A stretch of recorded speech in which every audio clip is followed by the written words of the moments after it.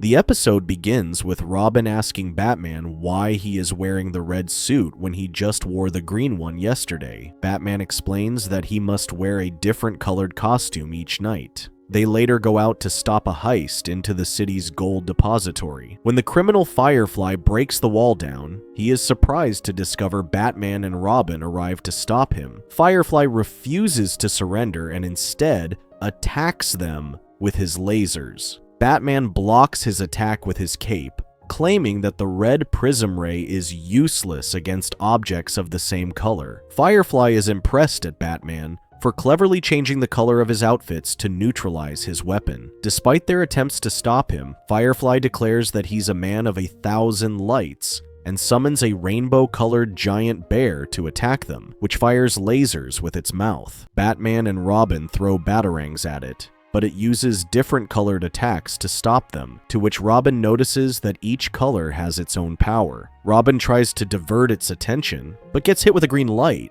that turns him as thin as paper. Firefly declares that they don't stand a chance against his pet. Still, Batman reveals that he is prepared, to which he presses a button on his utility belt that also turns his outfit into rainbow-colored. Firefly's bear attacks him with various colored lights, but nothing seems to work on Batman. Batman then brazenly charges at it and finishes it with a flying kick that disperses the bear into several scattered lights. He then knocks down Firefly, which stops the attacks, and Robin reverts to normal. Later, Batman stops the criminal Philip Reardon, aka the Ten-Eyed Man, who broke into a jewelry store. When he refuses to surrender, Batman throws batarangs to attack him, but Ten-Eyed Man throws it back at him, pinning his cape against the wall. Despite that, Batman is able to outmaneuver him when Batmite shows up out of nowhere. Batman reminds him of their agreement to leave crime fighting to him while he finds a way to return to his home dimension. Batmite moved to the sidelines, and the fight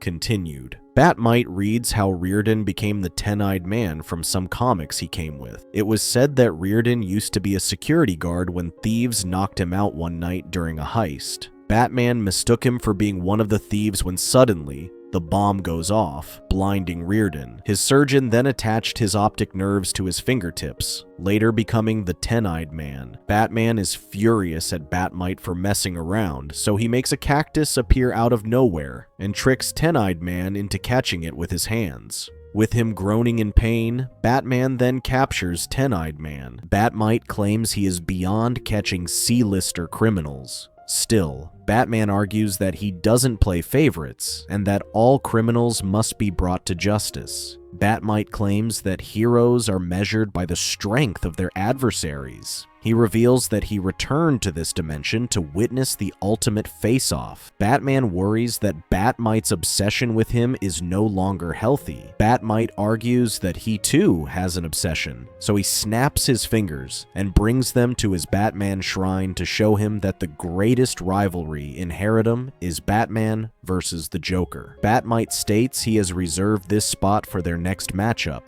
but Batman claims there isn't one, as Joker is forever imprisoned. Batman declares that Joker won't be able to escape as he designed his cell personally when he suddenly receives a call about Joker's escape. They quickly rush to the scene, but before they enter the building, Batman wonders if they should let the cops handle it. Meanwhile, Joker is thrilled with all the items in the museum. Suddenly, Batman sneaks up from behind and knocks him down with a punch. When he thinks he will take Joker back to Arkham, Joker's goons emerge from the shadows and surround him, but Batman fights back, despite being outnumbered. Batmite is thrilled with all the fighting when he suddenly falls in love at first sight with one of Joker's goons. Later revealed to be Harley Quinn, he dodges and throws Bolas to restrain her. While exchanging punches, Joker hands Batman a bomb. When it blows up, Batman falls to the ground from the impact, and Joker and his goons gang up on him. Batmite wanted to help him, but is reminded of the promise he made to him that he would not use his powers. Later, he finds a loophole claiming that although he can't use his powers, it doesn't include passing them on to him. When aiming at Batman, he accidentally misses and hits Joker instead,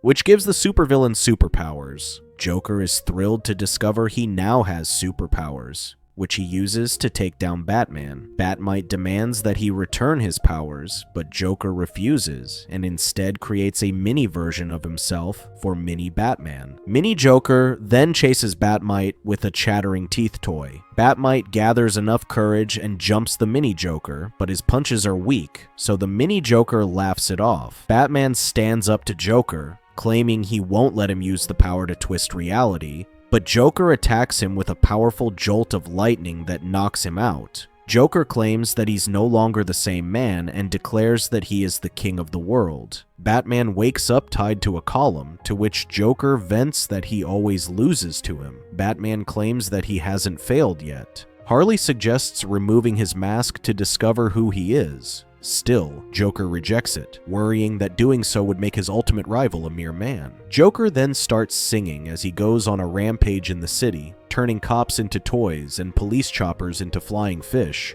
ordering everyone to smile. Following his performance, Joker proceeds with the much-awaited death of Batman. He puts Batman in an Iron Maiden, triggering a chain of events that will eventually close and impale him to it. With time running out, Batman quickly frees himself before it closes and impales him inside. Batman confronts Joker but gets flattened by a giant hammer from behind him, to which Batman's soul flies out, playing the harp as he ascends, surprising everyone. Joker briefly mourns the passing of Batman, but when everyone is still grieving, Joker declares they are doing it again and reverts time to before it kills Batman. Harley begs Joker to spare Batmite, to which he agrees and turns him into a court jester. Joker then hangs Batman on top of boiling acid.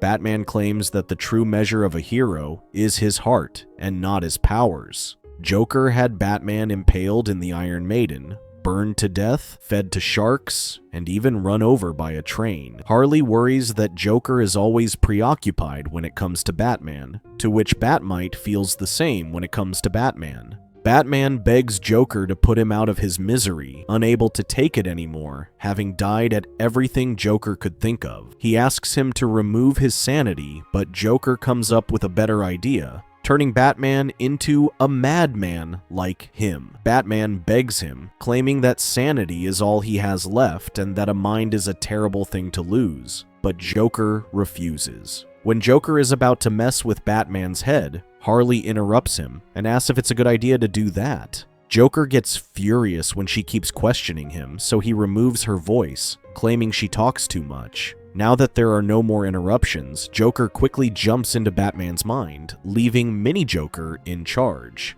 Mini Joker convinces the others that with Joker inside Batman, they can kill them both, and they will be in charge. Harley overhears them and worries that this won't be good for Joker or Batman. She then knocks the guards down with the chat boards that Harley uses to communicate, while Batmite brawls it out with Mini Joker. Although they took down all the goons, Batmite claims that there's nothing they can do, and that this is a battle between mind and magic. Meanwhile, Joker storms into Batman's mind, breaking into what appears to be a steel vault inside. Joker tries making a mess, but Batman's voice is heard, claiming that an organized mind is a disciplined mind. Batman declares that a disciplined mind is a powerful mind. The place suddenly shatters, and Joker falls into an abyss of Batman's creation. He then pulls Joker into a world he created without Batman. Without Batman, the city would be overwhelmed, and crime would be rampant. Joker claims it's a world he would undoubtedly choose, but Batman points out that without him, he wouldn't have anyone to match with.